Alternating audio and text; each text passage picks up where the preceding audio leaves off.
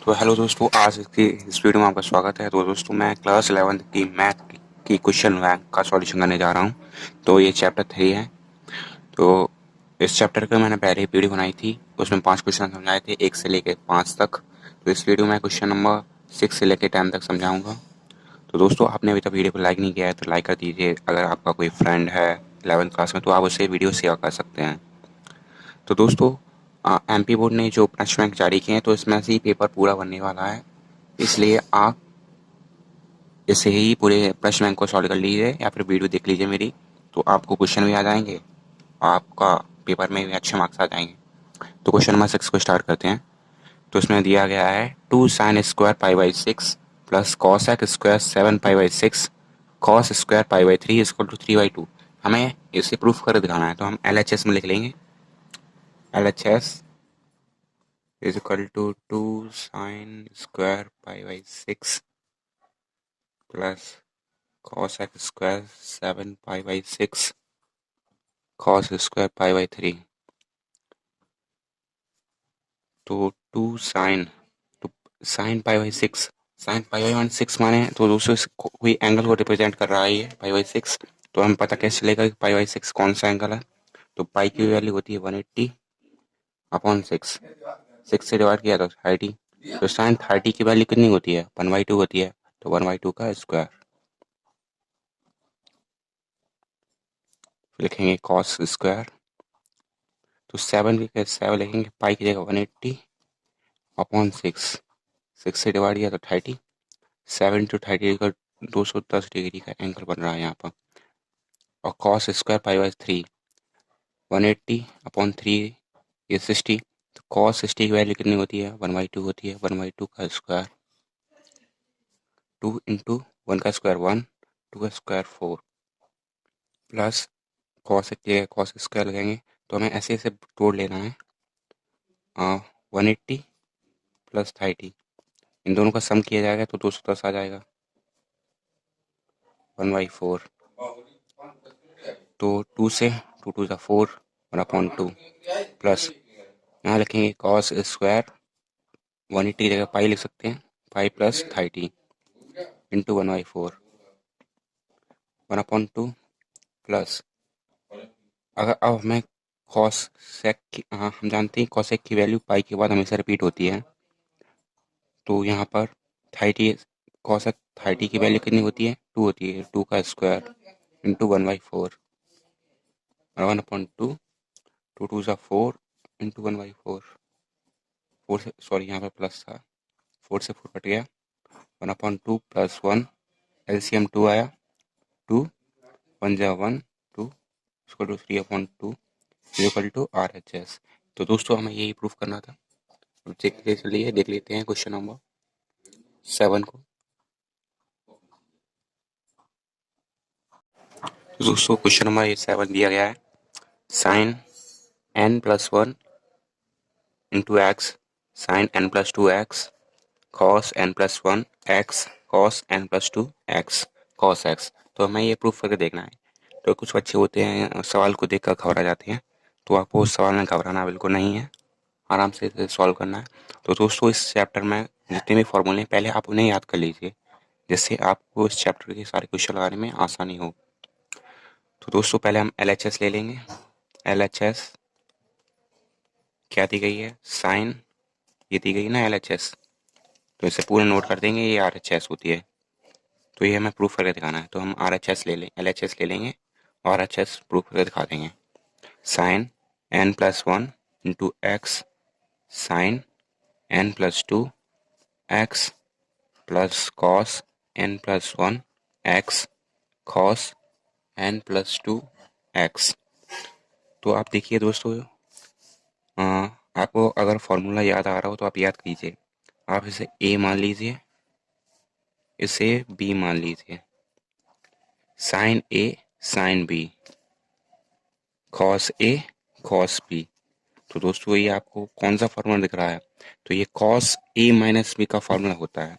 कौन सा फॉर्मूला होता है, फॉर्मूला होता है किसका, cos A minus B is equal to sine A sine B plus cos A cos B, ये इसका फॉर्मूला होता है।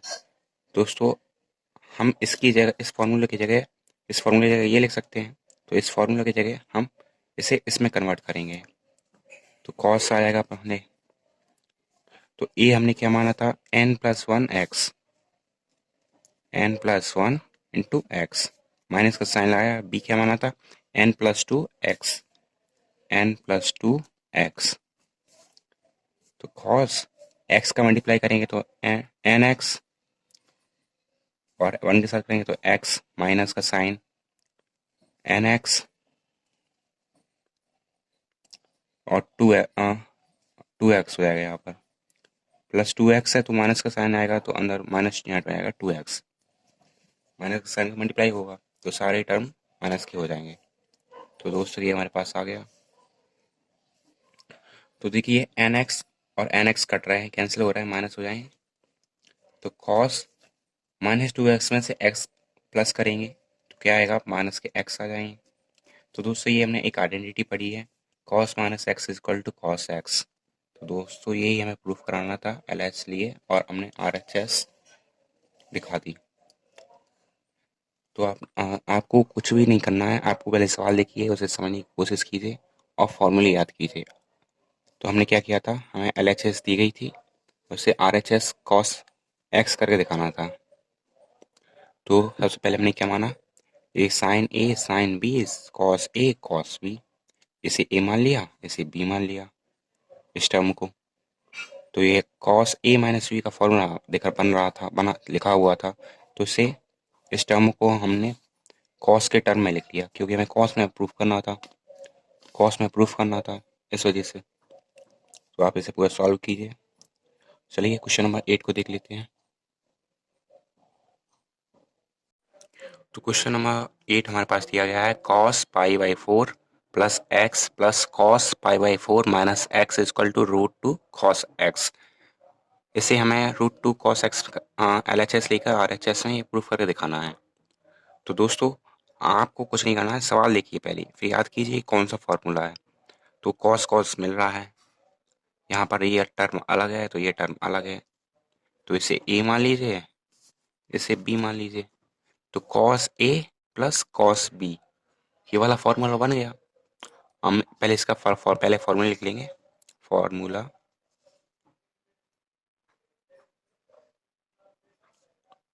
cos a plus cos b equal क्या होता है, 2 cos a plus b upon 2 cos a minus b upon 2, ये formula होता है।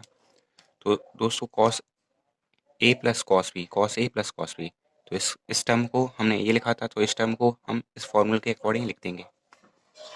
आप पहले LHS लिख देना, LHS ही ले ली, तो इसका सॉल्व कर रहे हैं। तो 2 का क्या, 2 लिखा, फिर cos की जगह cos a क्या था, ये था π/4 प्लस एक्स, प्लस का साइन था, प्लस का साइन लगाया, फिर cos क्या था, b क्या था, π/4 माइनस एक्स, अपॉन में क्या चल रहा था, 2 चल रहा था। फिर cos की जगह cos e क्या था, π/4 प्लस एक्स, माइनस का साइन π/4 माइनस एक्स, ये सब ब्रैकेट में है, अपॉन 2। आप इसे ऐसे लिख लीजिए, 2 cos, ये x प्लस का ये माइनस का, तो ये कैंसिल हो जाएगा।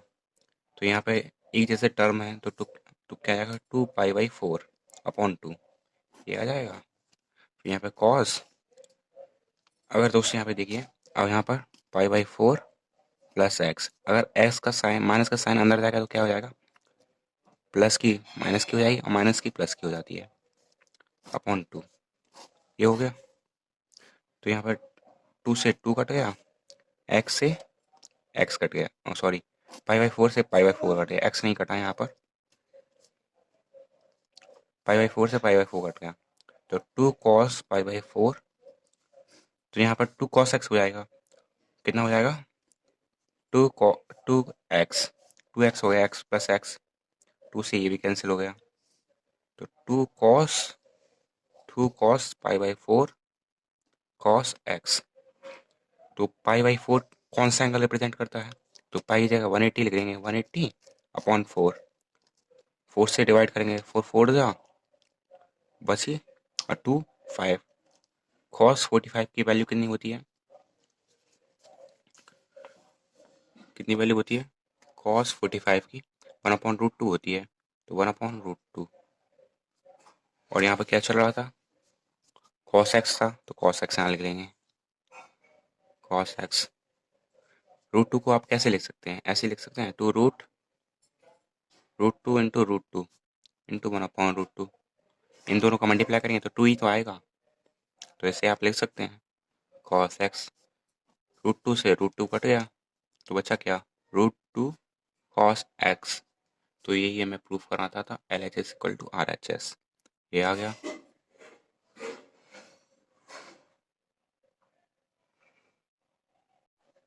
तो दोस्तों क्वेश्चन नंबर 9 को देखते हैं।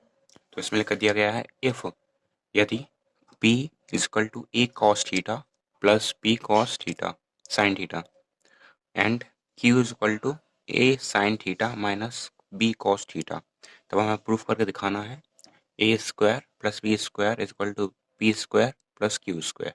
तो दोस्तों ये हमें प्रूफ करके दिखाना है।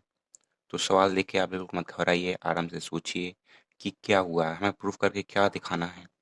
तो आप यहाँ पे देखेंगे P square plus Q square, तो आप देखेंगे यहाँ पे तो पी स्क्वायर ना ही क्यू स्क्वायर है, तो हम यहाँ पे पी स्क्वायर क्यू स्क्वायर कैसे लाएं, तो दोनों साइड स्क्वायरिंग कर लेंगे तो आ जाएगा। सॉल्व करते हैं। पहले आप लिख दीजिए गिवन दैट, दिया क्या गया है, P is equal to A cos theta plus B sine theta, ये दिया गया था। और and Q is equal to A sine theta minus cos theta B cos theta, B cos theta दिया था, लिखेंगे ऑन स्क्वायरिंग बोथ साइड। दोनों equation में स्क्वायरिंग करेंगे बोथ साइड्स, जो दोनों इक्वेशन है स्क्वायरिंग करेंगे। तो पहले पी स्क्वायर, इन दोनों के ऊपर स्क्वायर लगा देंगे तो A cos theta plus B sine theta का होल स्क्वायर, ये हो गया। आप इसे सॉल्व करना चाहते हैं यहीं पर तो यहीं सॉल्व कर लीजिए, नहीं तो आगे सॉल्व करेंगे। यहीं कर लेते हैं सॉल्व, पी स्क्वायर, तो ये ए है ये बी है, तो A square plus B square plus 2AB, ये हमारा फॉर्मूला होता है। तो A square cos square theta plus B square sine square theta, फिर क्या होता है 2A cos theta B sine theta, ये बन गया हमारा फॉर्म। अब इसे इक्वेशन 3 दे दीजिए, इक्वेशन 3 एंड अब इस पे स्क्वायरिंग करेंगे, on squaring on equation second, तो Q square A sine theta plus, नहीं माइनस का साइन है, माइनस B कॉस थीटा का होल स्क्वायर, ये हो गया क्यू स्क्वायर। तो इसका भी स्क्वायरिंग करेंगे, A माइनस B का होल स्क्वायर क्या होता है, एक का प्लस में स्क्वायर, एक का A square plus B square minus 2A भी हो जाता है। तो A square sine square theta plus B square cos square theta minus का आता है 2A sine theta B cos theta, तो इक्वेशन 4 बन गई। अगर आप इक्वेशन थर्ड और फोर्थ को देखिए, P square plus Q square, अगर हम इन दोनों को इक्वेशन को जोड़ते हैं तो P square plus Q square हो जाएगा, तो मैं RHS तो हमारी प्रूफ हो रही है, तो इसे जोड़ेंगे on adding equation third and fourth, equation third and fourth को ऐड कर देंगे। तो ऐड कीजिए P square plus Q square, इस पूरे टर्म को यहाँ पे लिख लीजिए, A square cos square theta plus B square sine square theta plus 2A cos theta B sine theta, plus करना है ना, plus A square sine square theta plus B square sine cos square theta minus के 2A sine theta B cos theta. तो आप यहाँ पे देखिए कि ये टर्म एक ये टर्म सारा मल्टीप्लाई में एक जैसा दिख रहा है, तो ये कैंसिल हो जाएंगे।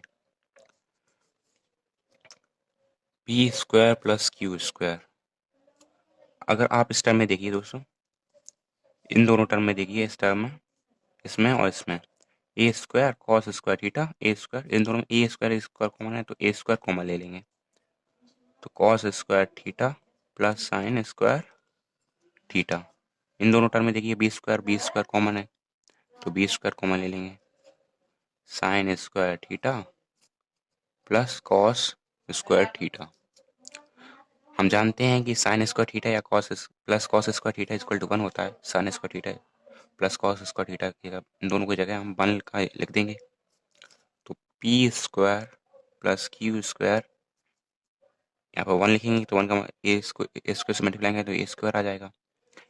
वी स्क्वायर के साथ 1 का मल्टीप्लाई करेंगे तो वी स्क्वायर आ जाएगा।